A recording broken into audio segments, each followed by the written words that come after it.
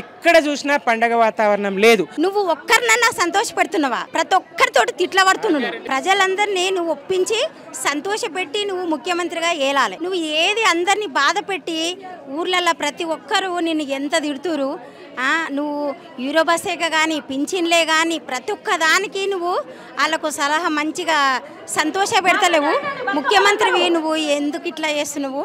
6 గ్యారెంటీలని చెప్పి నువ్వు ఇంత మోసం చేస్తున్నావంటే మా తెలంగాణ ప్రజలందరినీ ఎంత బాధ పెడుతున్నావు. మా కేసీఆర్ ఎంత చేసిండు, ఎన్ని అప్పులు చేసిండు, అది ఇదని మాట్లాడినవు. ఏం అప్పులు చేసినా కూడా తెలంగాణ ప్రజలు ప్రతి ఒక్కరిని సంతోషపెట్టిండు మా కేసీఆర్ సార్. నువ్వు ఒక్కరినన్నా సంతోష పెడుతున్నావా? ప్రతి ఒక్కరితోటి తిట్ల పడుతున్నావు. 6 గ్యారెంటీలు చేసి ఒక గ్యారెంటీ ఇంకా బస్ అని పెట్టిండు. ఆ తన్నుక దస్తానికే పెట్టినవు అంతేగాని పోయినా ఏంది ఒక సీట్ అన్న దొరుకుతుందా? బస్సు కూడా ఆపుతుండ ఏమన్నా ఎన్ని బాధలు పెడుతున్నావు మన ముఖ్యమంత్రి. తెలంగాణ ప్రజలను ఎంత ఇది చేస్తున్నావు. ఇప్పటికైనా ప్రతి ఒక్కరు తిట్టను కానీ తిట్టొద్దు ముఖ్యమంత్రిని. మనకు ఒక అన్నిటికీ ఇది చేస్తుంది కాబట్టి మనం తిట్టొద్దు. సాంప్రదాయం మంచిగా పద్ధతిగా మాట్లాడాలి ఎవరైనా కూడా. ఎప్పుడైనా ప్రజలందరూ మనం అమలక్కలు ఎంత సంతోషపడి నువ్వు చీరలని పెట్టి నువ్వు సంఘాలు అంటే ప్రతి ఒక్కరు సంఘాలలో ఉంటారా? ఎవరు ఉండరు కదా, ఎవరో ఒకరు ఉంటారు. రేపు ఓట్లు ఎట్లొచ్చి అడుగుతావు నువ్వు? రేపు ఓటేమని రేపు ఓట్లు ఇంతవరకు నువ్వు సర్పంచ్ ఎలక్షన్లు నువ్వు ఇంతవరకు పెట్టలేదు. ఓట్లు ఎట్లా అడుగుతావు నువ్వు? వాళ్ళే వేస్తారా ఓట్లు? మిగతా వాళ్ళు వేయరా? ఎట్లా అడుగుతావు? ఆడోళ్ళు అంటే అందరు ఆడోళ్ళే. ఇప్పుడు నువ్వు అందరినీ సంతోష పెట్టాలి. నువ్వు నాసిరకం ఇస్తవి. ఆ చీరలు కూడా లేవుగా, గతి లేవు కదా. ఇప్పుడు ఆ చీరలైనా సంతోషంగా కట్టుకొని సంతోషంగా ఆడుకును. ఇప్పుడు అది కూడా లేదుగా.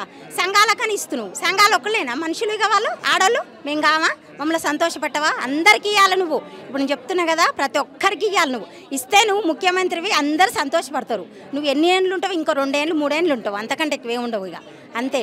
అందరిని సంతోషపెట్టాలి, అందరికీ మంచిగా చేయాలి అంతే. జై కేసీఆర్, జై బతుకమ్మ, జై తెలంగాణ. ఎంగిలి బతుకమ్మ శుభాకాంక్షలు అక్క చెల్లెళ్ళకి, తెలంగాణ రాష్ట్ర మీడియా మిత్రులకు అందరికీ సోదరులకి తెలంగాణ బతుకమ్మ ఎంగిలి బతుకమ్మ శుభాకాంక్షలు తెలియజేసుకుంటూ నవరాత్రుల అమ్మవారి దీవెనలు మీ అందరి మీద మా అందరి మీద కూడా ఉండాలి. నిన్నటి వరకు జరిగినటువంటి బొడ్డమ్మ పండుగలోని బాలికలు ఆడుకునేటువంటి పండుగ బొడ్డమ్మ పండుగ. పిల్లలకు వచ్చింది, బాలలకు వచ్చింది బతుకమ్మ పండుగ అని పాడుకుంటారు. పిల్లలకు వచ్చిన పండుగ ఆ బొడ్డమ్మ పండుగలోని పూలు కొన్ని ఇక్కడ వాడతారు కాబట్టి దీన్ని ఎంగిలి పూల బతుకమ్మ అంటారు. ఈ ఎంగిలి పూల బతుకమ్మ సందర్భంగా తెలంగాణ మహిళలందరికీ శుభాకాంక్షలు మీ టీవీ ద్వారా.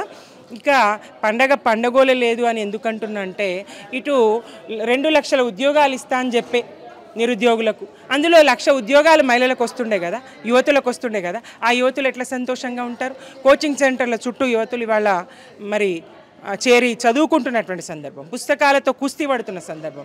ఎప్పుడు వేస్తాడా రేవంత్ రెడ్డి కొలువులు, ఎప్పుడు రాద్దామా పరీక్షలను ఎదురు చూస్తున్న సందర్భం.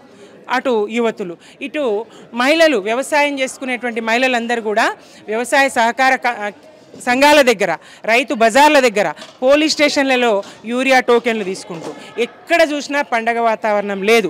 పరిస్థితులు మంచిగా లేవు. మరి అతివృష్టి, వానలు అనేకం పడ్డాయి. రైతుకి ఇచ్చిన హామీ లేదు. మా కామారెడ్డి జిల్లా మరి వరదల సగం కామారెడ్డి మునిగింది, నష్టపోయింది.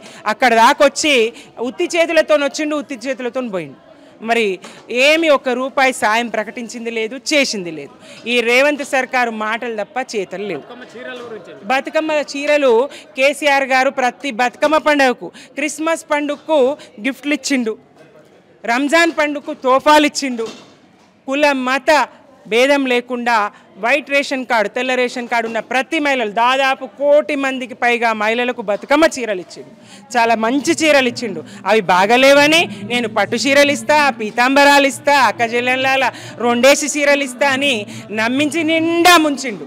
2 చీరలు ఇస్తా అక్క అని చెప్పి నిండా ముంచిండు ఈ రేవంత్ సర్కారు. మరి ఇది భావ్యం కాదు, ఇది న్యాయం కాదు. మహిళలు చూస్తున్నారు, ఎదురు చూస్తున్నారు. ఎలక్షన్లనే పెడతామేమంటే అవి దిక్కులేవు. ఏది స్థానిక సంస్థలు ఎట్లా బుద్ధి చెప్పుదామా అని ఎదురు చూస్తున్నారు, కానీ అవకాశం ఇస్తలేడు. ఎన్నడూ అవకాశం దొరికితే